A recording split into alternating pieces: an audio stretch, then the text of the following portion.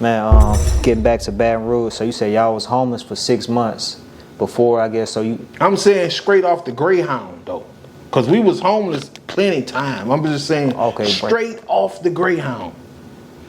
No clothes, no nothing. Just what I had on my back. And by the time night fell, they had done stole miles. So we like, well, Mom. And I had rapped against a nigga and beat him.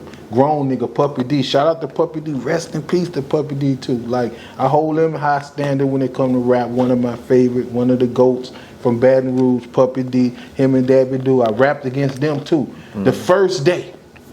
Like, and I was rapping Detroit raps. You know, supersonic shit, you know, and flushed them. But this nigga Pup say, hold up, homeboy, this rap is mine. I caught your mama in the welfare line. And everybody just, oh shit. Like that was the dopest, illest shit they heard all year. And that was like weak to me. But it affected me because like we was poor. Like this, I ain't been here but a few hours and this nigga done figured out I'm poor.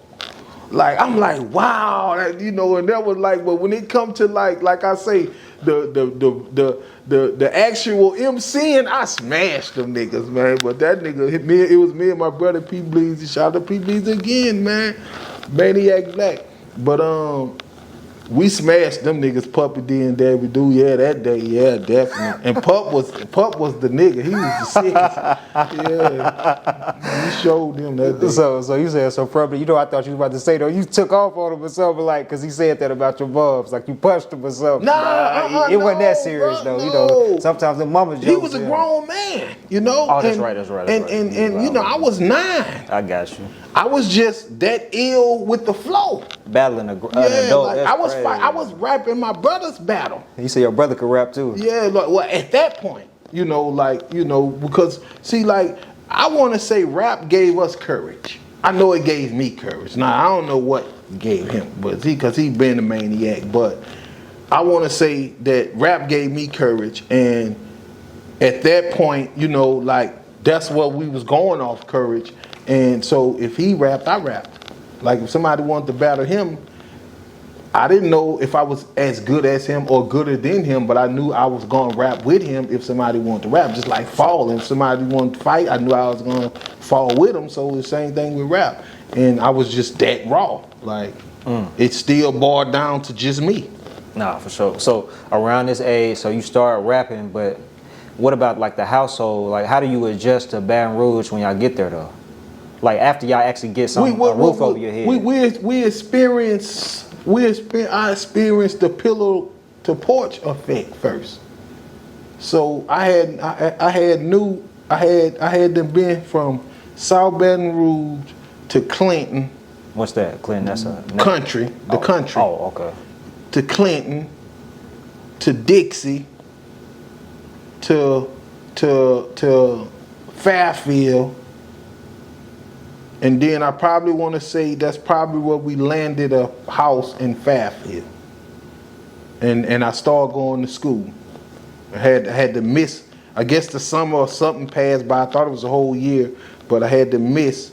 In Detroit, I was, even though the struggle hit, I was still making A's and B's because I always wanted to be smart. That's what's up. But in Baton Rouge, once I was just out for a while, and you know, like it was, take care of yourself, had to be a man. I just said fuck school, but I still went because they had food. You know, that was it. Like 5th grade, 6th grade, 7th grade, I went to school to eat. I ain't even gonna lie to you. Man, I interviewed somebody in Chicago. They was talking about their parents being on drugs, and he said them and their friends, all of their parents was hit during the epidemic, crack epidemic. They all went to school for the lunch, man, for the breakfast and the lunch, literally to eat. Right, that's why I say 6th grade, 7th grade, 5th grade, I went to school to eat, man. Even the lunch people knew that. They even started giving me extra. One lunch lady brought me a bag of clothes. Damn, it was that noticeable. Yeah, and this, she was a lunch lady. Brought me a bag of clothes, bro. And it's crazy because one of her sons, or her son, I don't know, because you know she was the lunch lady, but one of her sons had been in an auto accident and got paralyzed, and somebody I know was working with him, so I got a chance to meet him, and I saw her, and I just wanted to help her son then. Wow. I just wanted to help her son. You was like, what she did. Nah, I ain't forget. She probably forgot, but I ain't forget. And them probably was his clothes. Because we was about the same age, or he was younger than me and bigger than me. Or we was the same age, he just didn't go to that school. So that was about his clothes, because they wasn't new, but they wasn't old neither. You know, they was fresh for how she brought them in a brown bag. Man. That's when grocery stores had brown bags. No, I know exactly what you're talking about. Yeah. So from there, so do you end up dropping out of school? Yeah, I dropped out in the 7th grade because one of my partners, who I normally, I started slapping niggas from teasing me. See, when I first went to Dufrock, I had a fight the same day with Tyree. That's how Skilly Mithaye Creek, that's how I started. That's middle school. Elementary. Okay. I had a fight, Dufrock Elementary, with a dude named Tyree, because him and another guy was talking about me. I wasn't even registered in school yet. Like, I'm still sitting in the office. They coming from lunch, but they see me and they, I'm like, so what's so funny? Oh, dirty ass, big D. Nigga must have knew me from, because like I said, I hadn't already been around a year or something before I got to Dufrock, because I had done went to Greenville in the park and all that before I got to Dufrock. So when he said what he said, well, I just rushed him. So, we fought right there. He had a little scuffle with him. I ain't just flush him out, but I showed him about watch what you say and who you say it to, because sometimes it could be some instant response. And so my partner, had asked me, like, what happened? And, he like, what happened? So, we went to, kind of like letting niggas know not to play with me. So it was like, Skilly Mithaye, and was the licks. The knots and shit you put on a nigga head. Skilly Mithaye. What happened? Skilly Mithaye. That let you know what happened. So that went for, that's how I bullied the bullies. Skilly Mithaye. So that's elementary, so it could go right. that transition into middle school, same thing, you still fighting. Right, it got worse because then they had more bullies. So now I was running like extortion. I was able to extort the guys who were scared of the bullies by keeping the bullies off them. They paid me. In 7th grade. Yeah, 6th grade. 6th grade. 6th grade, basically mostly 6th grade. Because 7th grade, I went to Westdale, so it was like a whole new start. And like different friends. And I was letting certain dudes get away with jokes. Like I wasn't supposed to, but I was, because like these same friends was already looking out for me. So I'm like, I let a nigga crack a joke. Even though I wasn't playing that shit, I let a nigga crack a joke or two.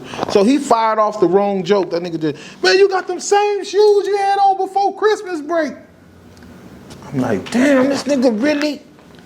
And I got some pants on that I done ironed and stay flowed to try to hide the fact, with a nice little shirt with big hair on the back, I'm trying to actually get by. This nigga that blowed on me and let everybody know I got the same shoes.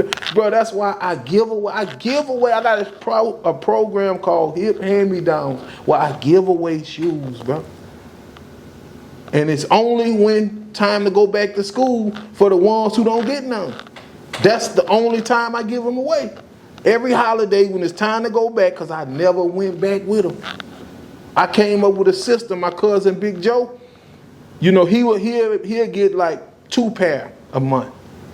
And the first pair he get, he'll wear them every day. So they'll be kind of like woe down in a couple weeks.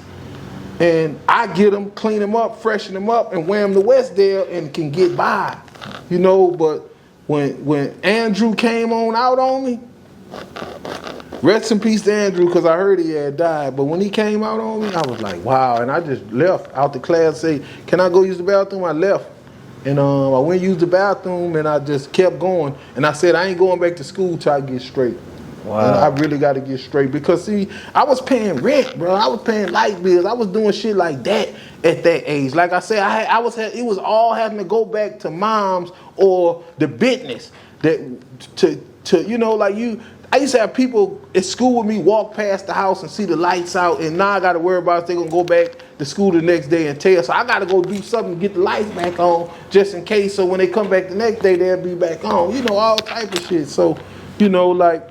I left out West there, I dropped out, and then, you know, I got a little more comfortable in the game. And I started hustling a little bit, and I got some goals, or I got more goals. And, you know, a few pair of Jordans, had a little clientele, sales coming in, and had my own crib. Like, and I was able to manage it. And my mom eventually came and moved in with me. But around what age is this? 16, 15, and she came and moved in with me because this was like after I left from the disputes about her, you know, the drugs that we need to pay the bills keep coming up missing. Like after this dispute, I left out, and then like I said, I got my own spot after then, but it wasn't far.